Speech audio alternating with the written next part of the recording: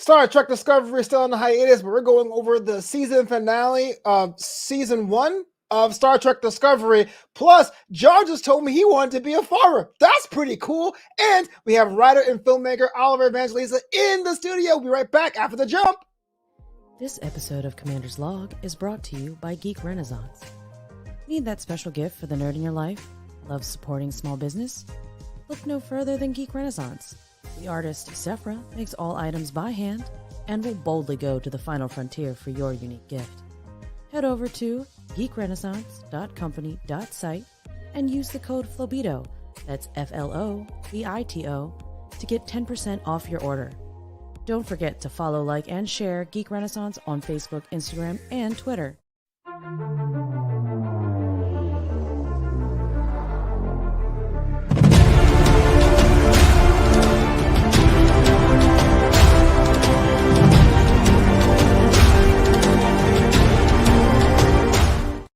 Aboard the USS Post Show, this is Commander's Log. Captain John is with me, and we have ourselves a guest, Oliver Evangelista. Fellas, how you doing on this beautiful week?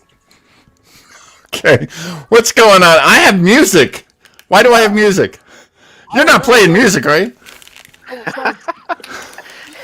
I hear it too. Yo, you got music going? You got a little workout plan going? There it is. What the? You okay, John? Yeah, I was getting music. Yeah, me too. Okay, Yeah. all right. So you're playing right. music. It's not me, is it? I wasn't playing music at all. It happens. Look, it's I'm checking all my windows right now. Trying to figure out if it's me. Star Trek Discovery and Strange New Worlds After Show. We're going to talk about that just about, but we're talking about more important things. Oliver, thank you so much for coming back. Like I said to you before we went live, your episode last season was the most downloaded episode of the show, so you're a celebrity get. Right on. No, it feels great to be back, dude. Thank you. And yeah, I don't know. I think I just got lucky because I was like, what was it? The end of a two-parter. So yeah. Sure, you got tons you're of fans. incredibly handsome. That's what it is. Yeah, you're just attractive. I mean, come on. Thank you. Come on. They're loving the beard. Come on. You know they do. I am incredibly jealous. We are taking on season 1, episode 15. Will You Take My Hand, directed by Akiva Goldsman. So basically the season 1 finale. And I want to start off with you, Oliver, because you're a guest. You know that this is season 1 Discovery and season 4 Discovery are about two different discoveries. You know what I'm saying? There's overall thoughts of this one. I know you had watched it at one point, took a break and got back into it. What's been the journey for you so far with this? Oh man, it's been great. I just I guess that once again, just like last time, I mentioned my wife because I had the episode running down when we were like right before dinner, and then I was sat down to eat first, and then my wife comes in and she's just like, "Wait, is Giorgio back?" She's like, "Giorgio's back!" You know, she's like so excited.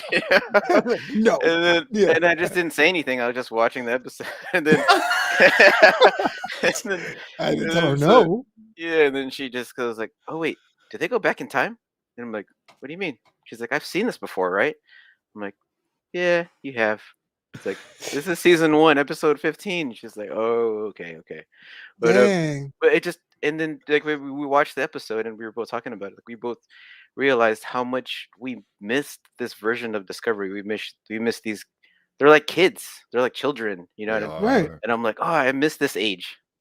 That's funny. Yeah. Like, oh man. So yeah, it was cool. It was really cool to revisit this because I haven't. What changed for you? You think what changed for you? The eras between the present or the future, and you know what I'm saying? Like present, past, future. Season 1, season 4. What changed for you?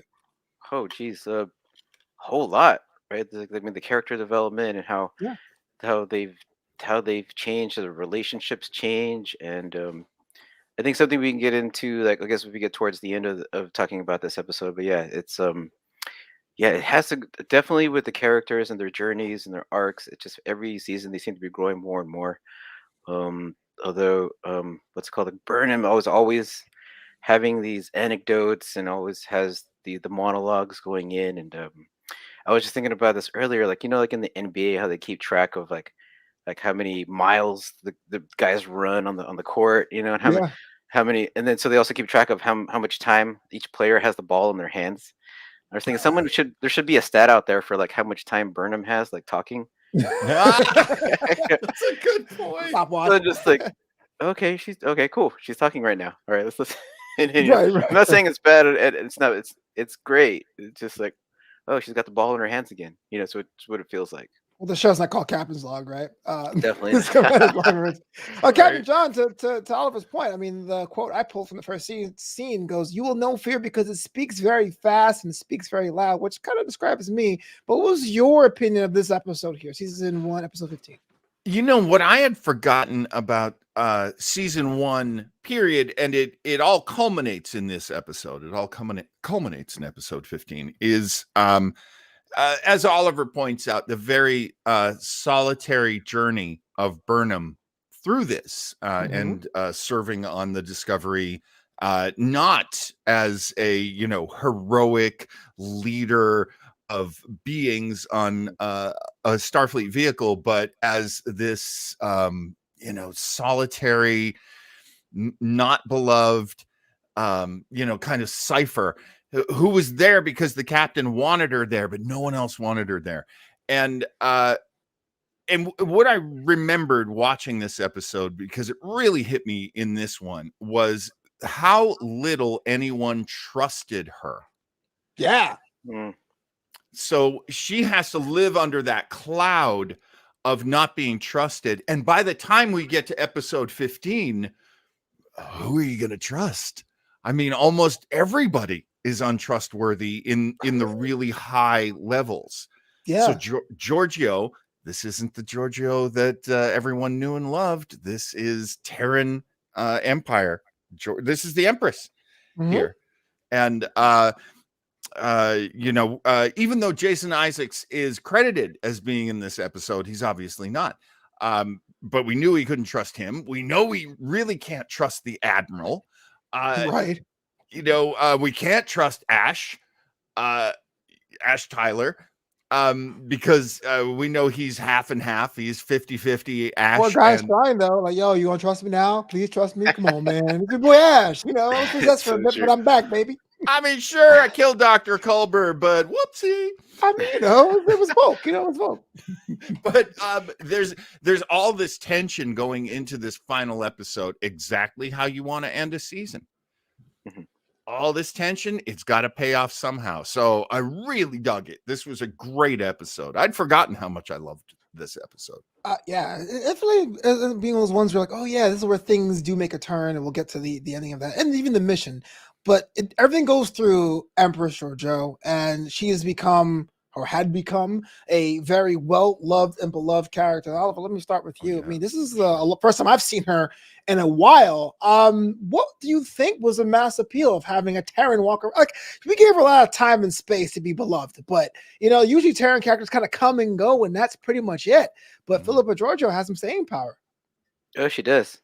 She's, of course, she's the big superstar, Michelle Yeoh. But, international, man. Yeah. So it definitely has audience appeal. Probably looking at their numbers in China. So he ain't wrong. He ain't wrong. You're right. Exactly right. Kids say facts. Yeah, she's great. I love that character. Like, my wife loves the character, and she's like, we always wanted. Every time she's on screen, like, we're watching. We want to see what she's gonna do next. She's like the Howard Stern of the show. Now that's in there. I can't wait to see what she'll do next. Yeah. And she's always so stylish. I mean, yes. Everything she wears just looks painted on her. She's so gorgeous. I need a wardrobe assistant myself. But everyone pretty much can't tell that this is not classic Giorgio, but Burnham's like, I don't really know. Now, this usually takes me off, the whole Clark Kent Superman thing. Did it bother any one of you guys, like, about the whole, can anyone tell her whole personality is different? Anyone? Saru?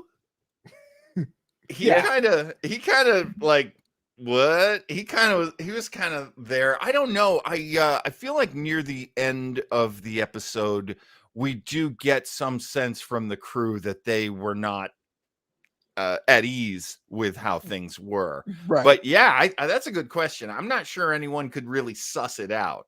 Yeah.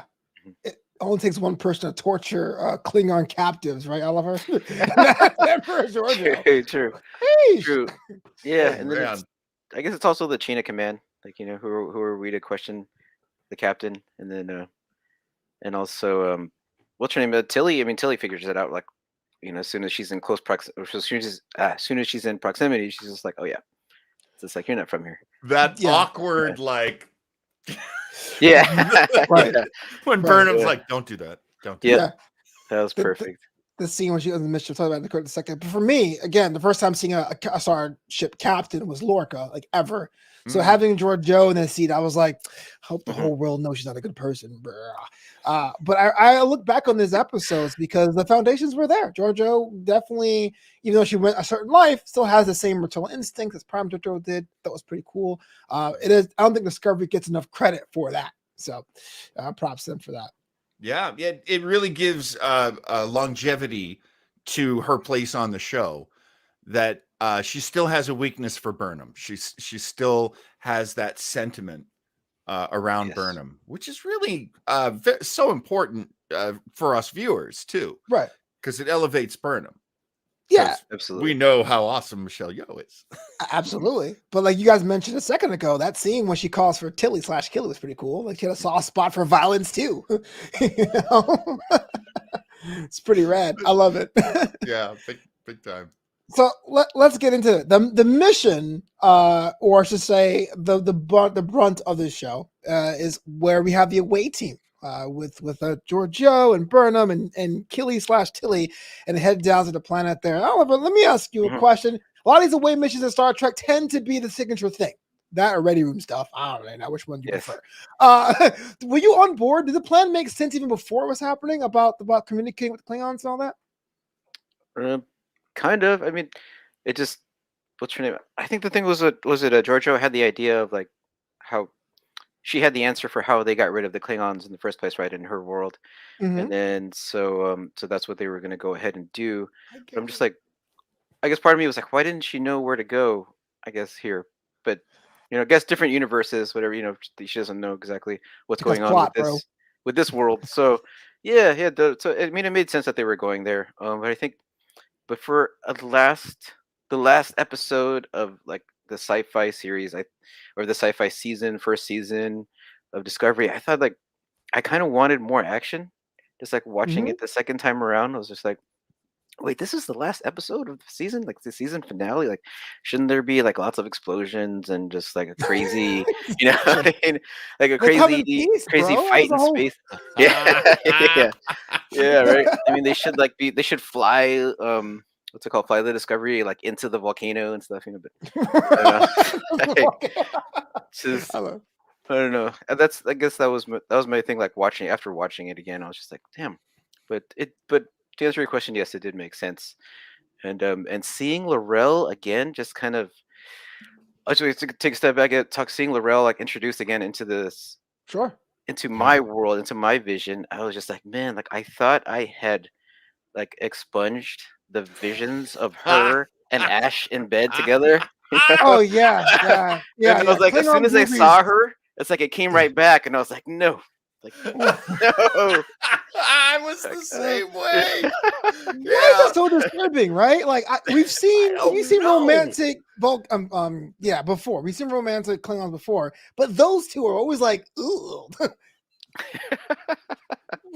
Well, and there was a great mislead too, wasn't it? Because they make us feel that Ash was doing this against his will, and yet he's got Voq in there too, so he's having a hard time managing Voq's memories, and we don't see that a lot. Like Trills don't have that, and they handle a lot of memories. So that was really interesting. But I do know what you're saying, Oliver, in terms of like the money is usually on the screen in the last one, and maybe they budgeted really well or something, because there wasn't a lot of like space fights.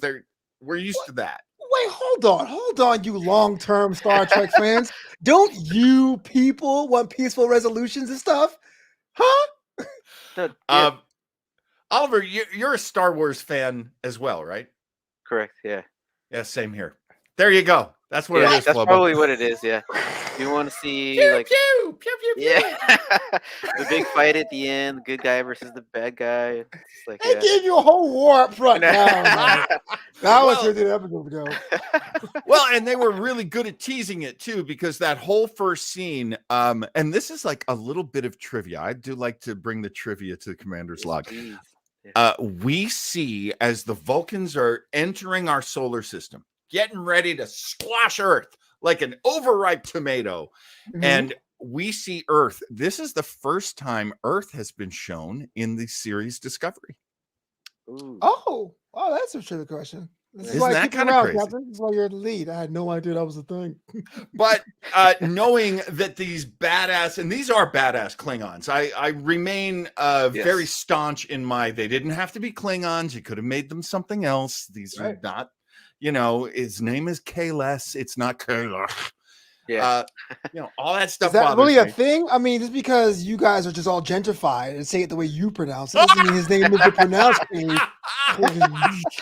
Hey, man. Respect the culture, John. Hey, man. Deep Space Nine. All the Klingons get together with Worf and with Jadzia, and they're all saying Kahless, and those are my, Klingons classic. Those guys in there. That's what I take it off of. Deep Space Nine. They love Klingons on that series. It is surreal because I saw these Klingons first, and then going to DS9 and seeing these like weird watered down Klingons saying that. I think, wait a minute, you guys are saying his name all wrong. I'm a Klingon. Hello. Yeah, I'm a Klingon. Like Worf gets his ass kicked so much. I hate that about him. But it's not about Klingons, so about Kronos. They go to the landing party, and I know we'll get to Tilly's situation. We're talking about that before we went live, but Ash gets down and goes full on Flobo in Vegas. He's like drinking and gambling and having time of his life, tapping into his Klingon side. Was that awkward to watch again, Oliver? Let me ask you. I mean, after him trying to distance himself from the Klingon world, being like, my boys, whoa. I thought that was cool. I liked it. I thought it was cool to just see him just go full tilt and just like going from, and it was just like such a contrast to what was happening before, just like him and Burnham kind of just chilling out. Then all of a sudden he's just like shoving this other Klingon, and then he just like jumps right into what looks like a wild game of craps, and just like, yeah, dude, just do it. And he was playing it like street ball too. Yeah, it's like boom, bam, yeah, you suck. Like walking water skis, y'all. All right, whatever. And yeah, like I love that too. It's like they love watching an Earthman speak Klingon. It's like watching a dog on water skis. No, I love that. Oh, yeah. I don't, Oliver, I know you're a screenwriter, but I'm sitting at home watching that going, wait, that gets to be in a TV show? I could be a screenwriter too. A dog on water skis? What? Yeah. Of all the things. Yeah, man. Terrible. But yeah, I thought it was kind of fun to watch. It's kind of fun to see Tilly try to be Killy, but not being Tilly throughout her whole little bit comedy of errors there. Seeing her getting high was fun. And John, before we went live, you were saying that you were going to have a weed delivery service. So here's the deal, man. Yeah. I am dry. Can you help me out with whatever Tilly had this week? That'd be great. I can hook it up. Yeah, avocados too. I want extra avocados. Yeah. That's all I wanted to do with my life. I live on a farm now. I just wanted to have my avocados, which I have, and I wanted to grow weed. And it is so hard to grow weed. I grew the worst weed. It's terrible. But that's what I was going to do with my life. Now I do Star Trek shows, and really, I enjoy that. It's no weed. Yeah. I mean, well, I guess I can talk about two things here, which is I can definitely, from experience, I can say that volcanic ash does not do that to you. So, yeah. But after I lived in Hawaii, so when I moved there, I moved to the Big Island where there is an active volcano, and all it did was gave me allergies. So yeah, and they call it the VOG instead of fog. So yeah, so like the volcanic fumes, like when the volcano blows, it's just like, and it's not just me. It's you walk around, you go places, you see everyone sniffling and sneezing, and it's horrible. You don't want any part of it. The volcano, like this is the weak shit right here. I don't feel nothing. But I guess the Klingon volcanoes are a lot more stronger. Maybe. Yeah, dude, I didn't even know that was a thing. So, like, Yeah. when the VOG happens, is there a cure, or is it kind of like you just gotta suffer through it because it's so thick? Yeah, you just gotta suffer through it. Yeah, Sheesh. and it's just a people who have been dealing with their whole lives, and just it gets worse and worse as they get older. But Oh it's man. just they don't want it. They can't leave the island. It's like where are they gonna go? So Between yeah. volcanoes and giant insects, I'm convinced the Earth doesn't like people. It's like, Oh yeah. let's find a way to kill people off or make them an inconvenience or whatever. Dude, that's what I learned moving out to the country. Nature always wins. I have Yes. woodpeckers attacking my house every day. Every day I have to run out of my house like some cartoon goofball going like, get away from my house, you woodpecker. Okay. And the worst part is, if you tell people that story, the boys will side with the birds. You're like, you're just being a big meanie to them. They're scared. Why are you mean to woodpeckers? They're just trying to eat the insects in your house. Right. Well, I hate them too. So the team tries to get some capital, dealing with a hot Orion weapons trader. My goodness me. I had to look her up afterwards. She is on When Hope Calls. I want to watch after this. Okay. But it turns out that Tilly realizes something is amiss. And so she is hungry, quote, unquote, for a second to really decide with Burnham what's going on. Now, I've been in situations where something isn't right. You got the little spidey sense going. From a story standpoint, Oliver, let me ask you this. Was Tilly the right person to be that character role? Or would you have liked Burnham, or would you have liked someone else in that Atlanta party to say, hey, look, something's amiss? Whew. Man. Well, she's right there for the comedic effect. Mm-hmm. I mean, she's great. I can't remember the actor's name. I can't remember their name, but it's I love her delivery though throughout Mary it all. Wiseman playing. Okay. Tilly. Yeah, Okay. she's great. Especially when she gives that arms dealer the line, and it's just like she's like in character, but you can also kind of tell that she's still being Tilly. It is perfect the way she did that. Yeah, But agreed. so I think it was. Yeah, I mean, it was good to bring her in because it made it more entertaining. And then it also, yeah, I think if it came from Burnham or from anybody else, or yeah, if it came from Burnham or Ash to figure out that that was actually a bomb, Yeah. um, I don't know. Yeah, it was kind of cool, especially like the way they gave you like this little sidetrack, there with what's his name, with Clint Howard, Ron Howard's brother, which I thought was classic. I was like, oh crap, he's here. That's Which is so awesome. awesome. Yeah. But Because yeah. what do I have on that? Clint Howard previously appeared as the character Baylock. So that's the little tiny guy that he was in the Oh. Corbomite maneuver. He played a character named Grady in DS9, a character named Muck in Enterprise Acquisition. I assume he was a Ferengi. And so, yeah, he is he's the actor whose appearance spans the longest time interval in the franchise, 51 years. Wow. Interesting. Yeah. 1966 to 2017. Woo, man. And he's a really interesting dude. You met him? I mean, Ron Howard's brother. Actually, Is he Yes. at your house? Oh, where's the photo? You Hey, like- he pulls him out. yeah, It's he's like, not as cool as you want it to be. I got this for Christmas. I got the Oh, Ron and Clint hold on, let me get you. that's so Here cool. it is. the boys. Okay, yeah. And Look at I that. love his family. Like his father, Rance. I've actually met Rance Howard, who's just such a old California dude. Such an old Hollywood dude, and just much respect. A really nice man, good family. But yeah, that's all I can name drop. Well, speaking of Yeah, right family, on. we get to learn more about what Burnham thinks happened to her parents. That's no longer true because we eventually meet both parents in season 2, and especially Gabrielle in season 3 and 4.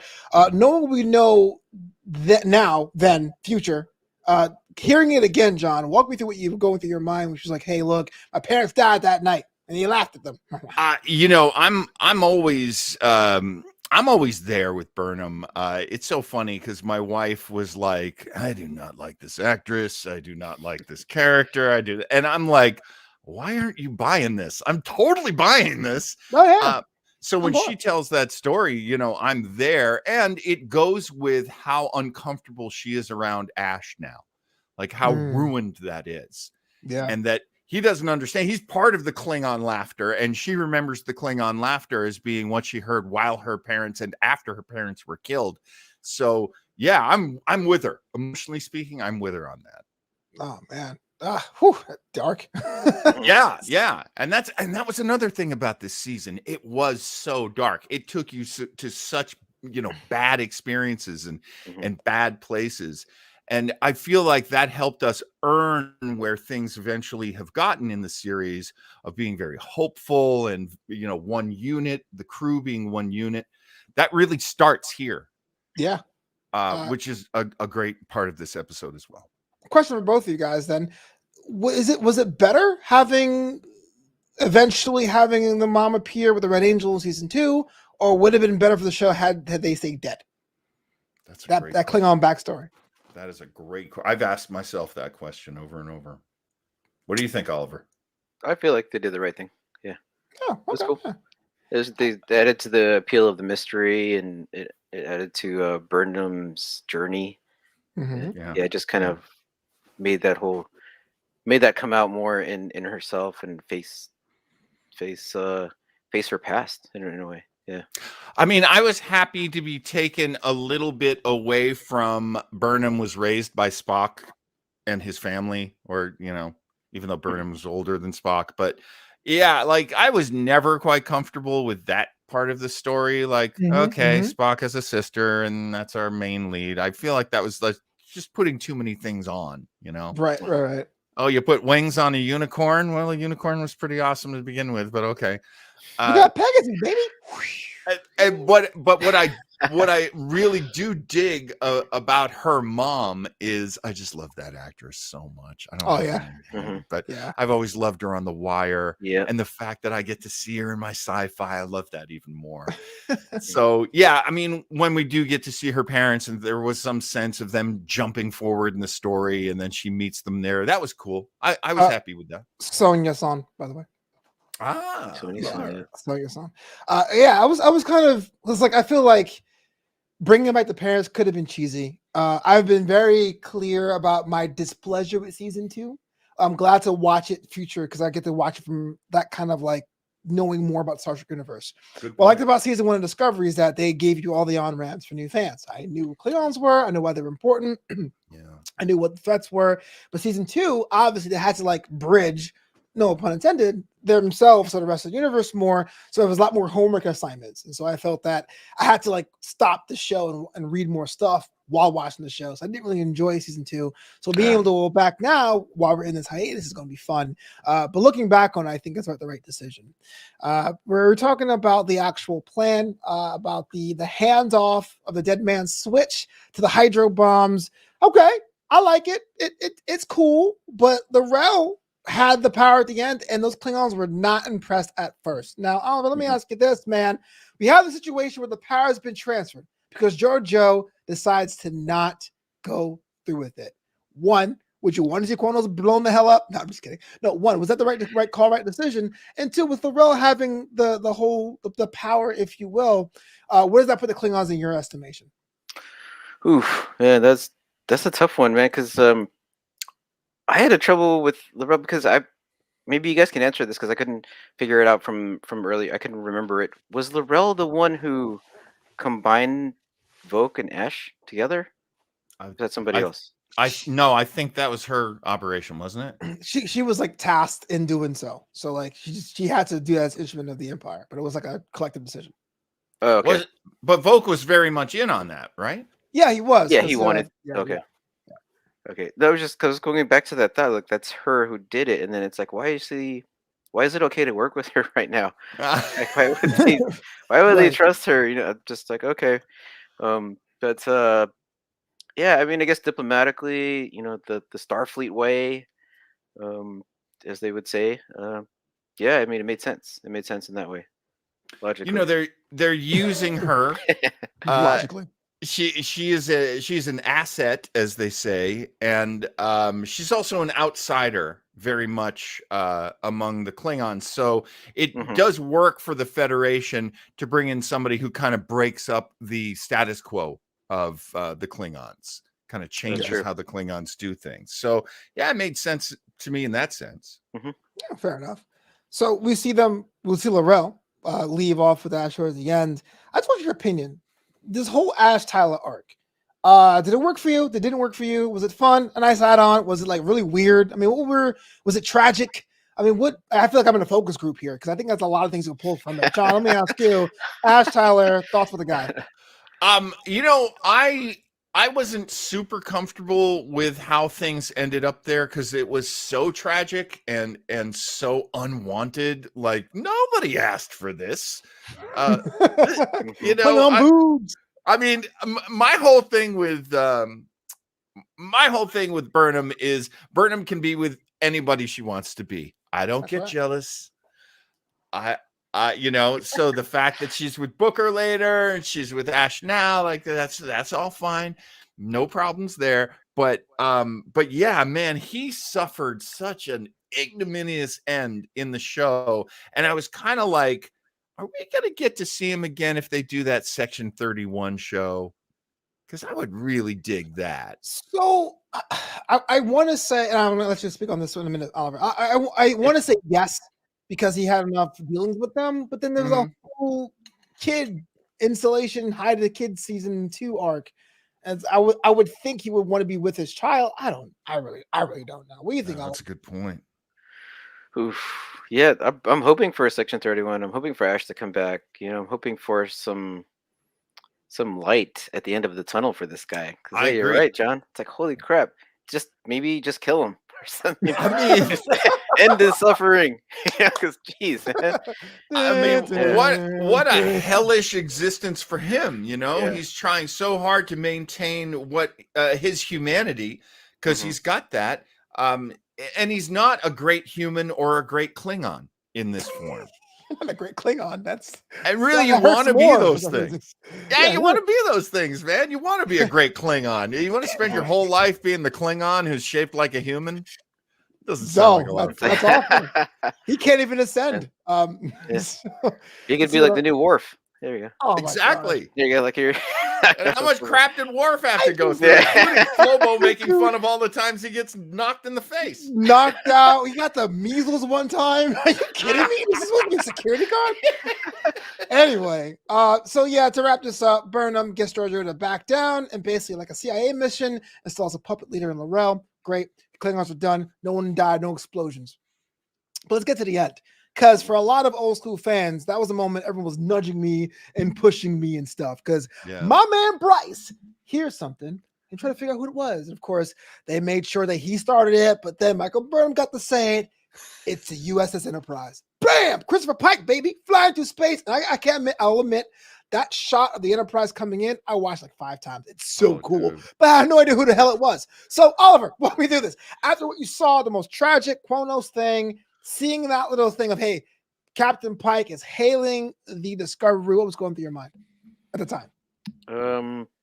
This is how they ended. I was just like, what? Popcorn screen, boom. And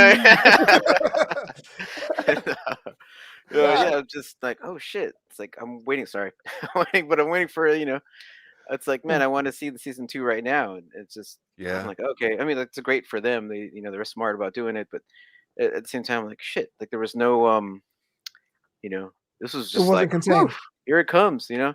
Yeah. It's like there's no clue or anything like that. There were no hints dropped. I don't know, at least that I knew of. Yeah. So I was like, what a big surprise. Yeah. Well, John, let me ask you, because you watched the show when it aired the first time, right? You watched it, okay, because I had the luxury of basically binging the first season, waiting 2 weeks to see season 2. So let me ask you this: when you saw that ending, was it kind of like, oh hell yeah, season 2, or was it kind of like, oh, this whole season was stretched out and it was a cash grab to get me back? Like, what was going through your mind when you saw that happen? Honestly, I always felt the difficulty that everyone felt. I mean, when you see and hear interviews with everybody who was working on Discovery, they felt this difficulty of, we set it 10 years before TOS. So the original series, Captain Kirk, Mr. Spock, Dr. McCoy, 10 years before that. So they're kind of locked in with what they can do.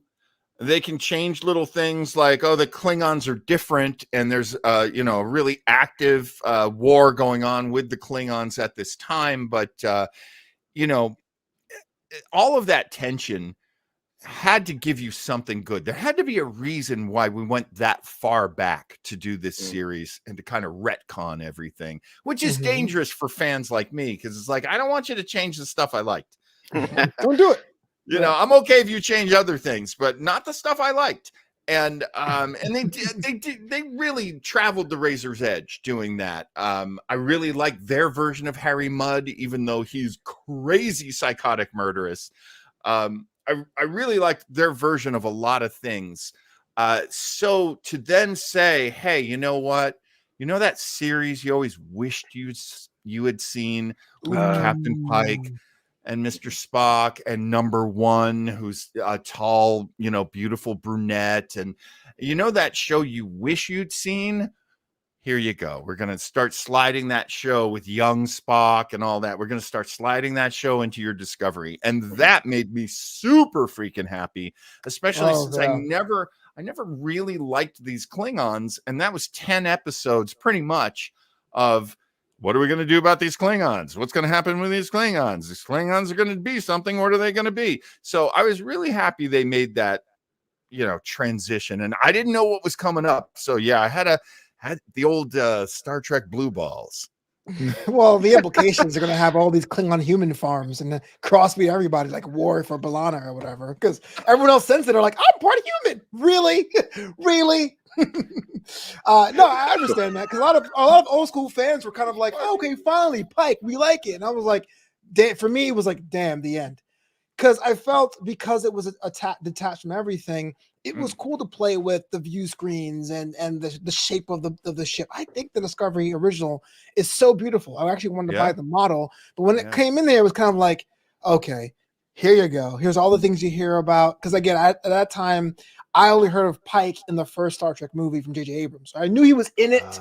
I know he was in the universe, but I didn't know how significant Pike was.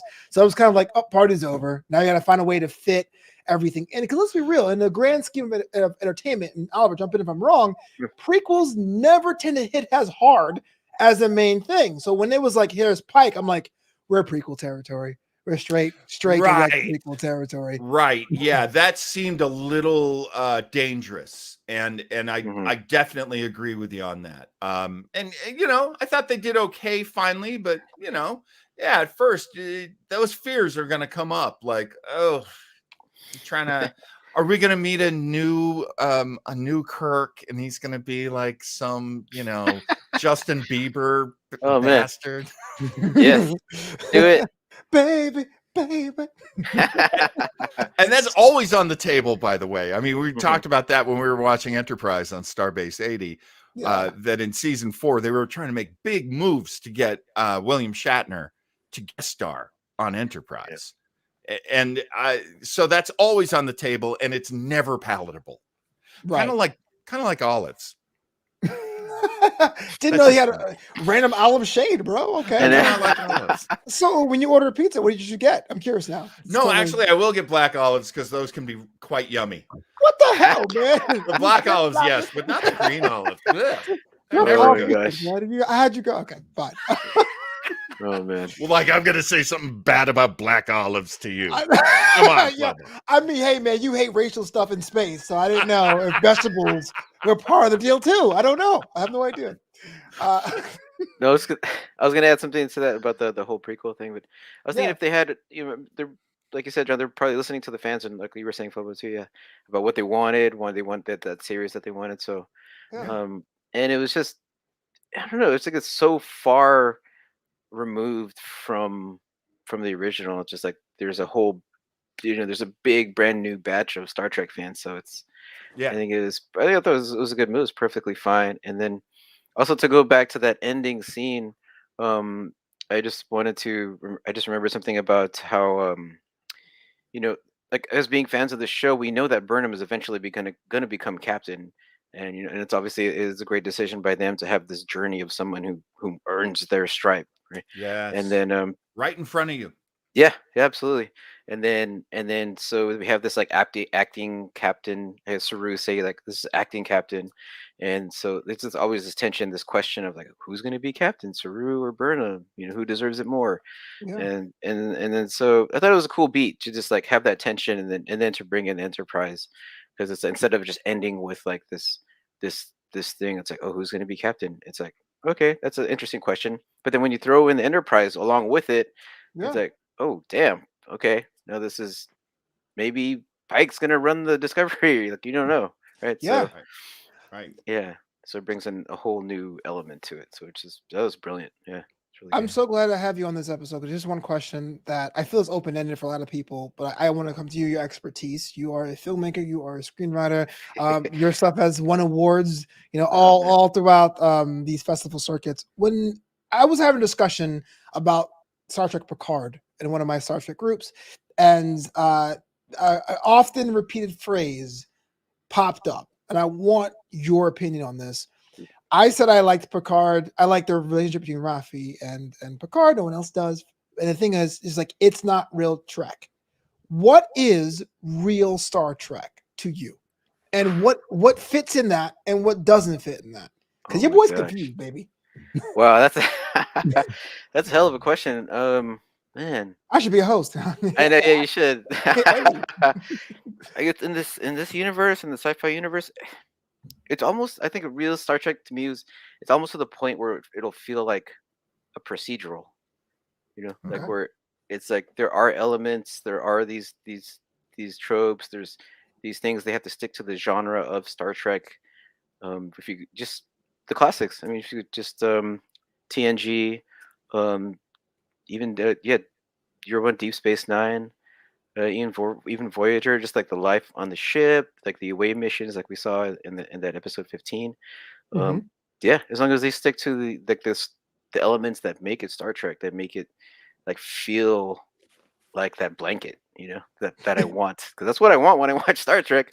Yeah, That's why yeah. like they just throw it on, and just like when I'm not doing anything, like I've kind of like held myself from watching another series over again, but Right. Mm. for the past couple months. But I'll probably, will throw something on again soon. But yeah, I mean that's what I want. I want that procedural blanket. Yeah. So what exists outside the blanket, in your opinion? Like if there's a blanket, what Star Trek properties exist outside? Oh, it's like we're watching it now, right? Discovery. Yeah. Discovery. Okay. Yeah, Okay. Agreed. for sure. Agreed. Yeah. Yeah, because Okay. from the beginning, from episode 1 to 15, it's a movie basically. We're Mm. getting like a Yes. 15-hour movie, and it's just this Yeah. really long story. I mean, there are things that happen in between that are kind of tangents, but essentially we're seeing this big arc, and Chapter by chapter. yeah, yeah, Mm. and it's great. It's great. Yeah. Very, very, very space epic in the classic sense. But same with you, John. Like, what is real Trek, and does this exist outside of that?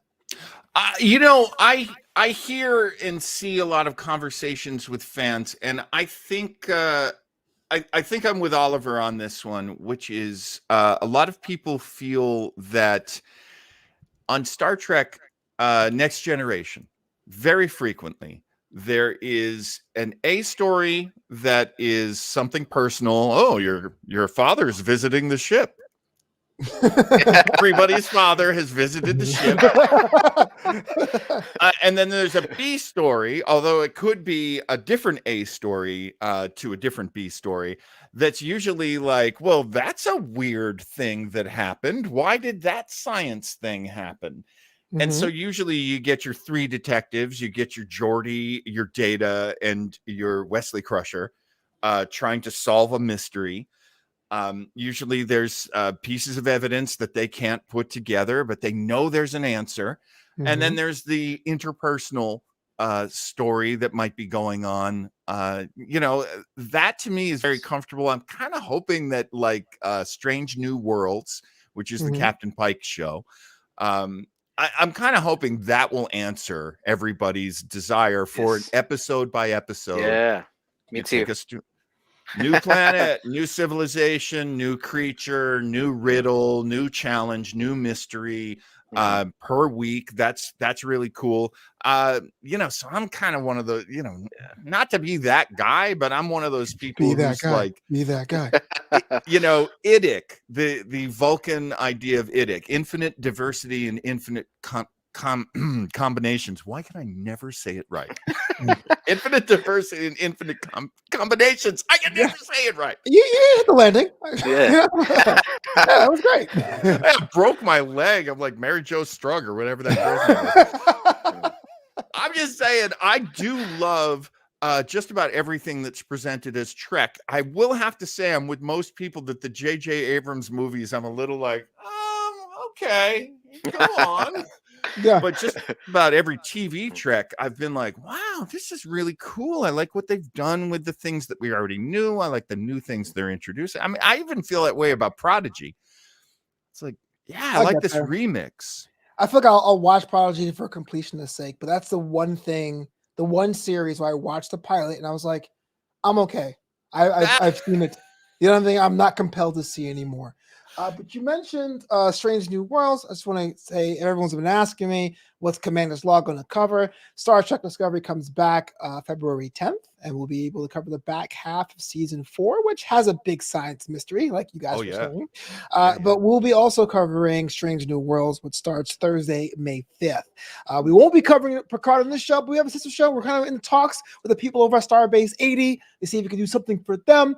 And something of course, will happen. Something will happen. I'm not trying to force anybody, but definitely Strange New Worlds and Discoveries here. For me, though, what I think what Star Trek is, and when I got into it, and I always make this reference to the Green Lantern Corps, was that there was an expanse of space. This is why the older Trek is a lot harder for me to get into. I watch them and I appreciate them, but a lot of things, whether because of budget or just the way it is, things are discussed in the ready room or on the deck, on the bridge. And so there's no feeling of like the outwardness of space. And it was pretty cool that Star Trek gave me that in a way where there was some exploration in Burnham that first episode. And then I kind of had a war, but then it wasn't a war. And you're dealing with the fallout. And of course, some of the military stuff. Not as much as TNG, because Picard will belay that order all day long. But I like the fact there is some rankings there. There's some like communication officers there. That thing was pretty cool. So that's what I think Trek is. And so a lot of things work for me. Maybe that's why Prodigy doesn't work, because these kids hijacked the ship. And you're like, wait a minute. They didn't even go to Starfleet. But everything else works for me. I guess what I think is what I think of what real Trek is. Like, I would love to see an episodic Strange New Worlds. I would love to see a cadet start off. What I wouldn't want to see is the mechanics like that. To me, like, okay, that'd be great for an episode, but not a whole show. Like, that's just me personally. Yeah. That's what they did for Babylon 5. Sorry. Oh, no. Go ahead, Oliver. No, just saying that's what they did for Babylon 5 when they had the episode with the janitors. An episode's cool. Like, I gotta see that. I never saw that. That sounds awesome. I mean, I'd see people now and again say, "Oh, I wish we would see like a medical show done in the Star Trek universe." There was a show. It was called Mercy Point. Anyway, there was a show like that. It lasted like 6 episodes. It was on UPN at the same time that Voyager was. Oh, damn. I remember that. People don't want that. You think you want it? You don't want that. It was actually, I'm looking it up now. It was created by Trey Calloway, who was just one of the showrunners of CSI New York, which makes sense. A character-based medical drama in space, starring Joe Morton, I believe. Yeah, Joe Morton, one of my favorite actors. It doesn't work because at least in Star Trek is like sick bay. They're fine, unless you're Tasha Yar. She just dies, but everyone else has a shot at sick bay. Don't get me wrong. But hopefully, still salty. I will always be salty. That can of oil took her out quick. I'm so mad. Okay. Before I get upset, Oliver, thanks so much for being on the show. Thank you. No, thank you, bro. You are an expert, man. You were talking about before that you're working with NAVCON. Can you tell me more about that? Yeah, for sure. It's just it's the National Association for Filipino Concerns, and they've gotten together and tried to just help people for the who were victims of the Typhoon Odette. Typhoon Odette. Yeah. And it's they've been just trying to raise funds for a while now, and just trying to help folks out there. Just wanted to kind of hopefully share that with some of your viewers, and hopefully some people will be willing to help out there, because it's a natural disaster out there is completely different than when a natural disaster occurs out here. In the Mhm. States, it's out here we can rebuild easily. You have insurance, or you have more resources, and out there it's with a lot of people living by, like, whatever they earn that day, they eat it. So Mhm. yeah, so a lot of people lost their lives, like, literally. So it's we're trying to help in any way we can, so people can stay put where they're from, and don't have to travel to the big cities and look for work that most likely isn't there. And so yeah, just trying to help folks out. So And if you're listening Amen. on the audio version, you can learn more at nafconusa.org/campaigns/2021 typhoons. Yeah, hopefully you can help out just little by little. If everyone pitches in, you could probably, make a difference. cool. Thank you for that, man. Yeah, man. Yo, Oliver, again, you need to come back. Commander's Log, because apparently when your face is on the screens, the ratings go up. If anyone wanted to contact you or work with you, how they go about doing that, good sir? Cool. Yeah, I'd love to be on, and I'll keep my clothes on. Promise. I said nothing. It's up to you. But yeah, no, it's been really cool. Yeah. Shoot. There is one more thing I kind of wanted to throw in there about the episode, if you guys Throw don't it. mind. I know we're saying Throw it. goodbye right now, No, we're but not. We're throwing yeah, things now. We're throwing yeah, things now. all right. There's just something about the series that I realized after watching this episode again. So I'm really thankful for watching it one more time. Um, it's just looking back at the first season, jumping out into the fourth season, is that this episode and a lot of this show is about this journey of life, and about how the people they meet, and they walk together, and then they eventually outgrow each other, right? And so we see these Yeah. relationships come together, they form this bond, and they go on these adventures, and Yeah. it's this great relationship, and then in the end they end up splitting somehow, because, hey, my journey is going this way, your journey is going that way, and you just got to keep walking. And I thought it's really cool. They do that very well, especially with Burnham's journey. It's Yeah. just it's a lot of fun to watch, but and it also hits you, like, emotionally, because you're just like, oh man, it's just like, I thought they this is working great, and then it's like, then it's not, and then Yeah. it's time to part. So it's cool. Yeah, that is really one of the recurring themes over and over in this series. We've seen it over and over again, even with characters that I love so much, like Tilly and Booker. And I really did love Ash. Yeah, it's just like, yeah, in order to grow, you have to go in two different directions sometimes. Mhm. And that's not something you necessarily see on a lot of episodic TV. Yeah, very true, very true. My man said, "Let me throw it in here." And he like drops two mics. That does for me. I'm not nearly as deep as that. But John, if someone wanted to contact you or find out what the internet thingy's up to, how they go about doing that? Weber Internet Thingy on Facebook and on YouTube, and of course on Twitter at Starbase80. You can find me there. And yeah, we've got Starbase 80 coming up every Sunday. I'm really kind of loving season 2 of Starbase 80, and I'm just going to plug that because now it's because Flobo and I had to really like shorten the shows, and it's not quite the sprawl that we loved doing of a big long recap and make jokes and all that. We're going a little quicker now, so it's me and Flobo. And really what season 2 has turned into, Flobo, I think I've told you that I realized this as we were doing it. It's turned into, what does Flobo need to see? No, because I've seen Tasha and Data. I can't undo that. I can't see Tuvix, unsee Tuvix. These are all bad Can't things. unsee it. These are all terrible things. Oh man, that's so true. And I'm trying to like, there's like the carrot and the stick. I'm trying to like, okay, I'll give you a bad episode to watch, but here's a good one too. You get to see that one as well. So we're finishing Mirror Darkly, in a Mirror Darkly, part 2 coming up this Sunday, 11 a.m. on the West Coast, 2 p.m. on the East Coast. And won't you join us? We're going to have fun. It's gonna I be was just grand thinking, all the time. hey John, we should put some money together and send the Flobo a bust of Tuvix for his birthday. I will give you a fake address. As soon as we've raised enough money for the folks in the Philippines, that's our next project. Yes. And of course, that'll never happen. Those help that you can give. So please don't give me 2 fixed products. I hate it. That is for me. I'll be back here next week. We'll be doing the season premiere of season 2 of Star Trek Discovery while we're still in hiatus. But until next time, if we can do it, live long and prosper.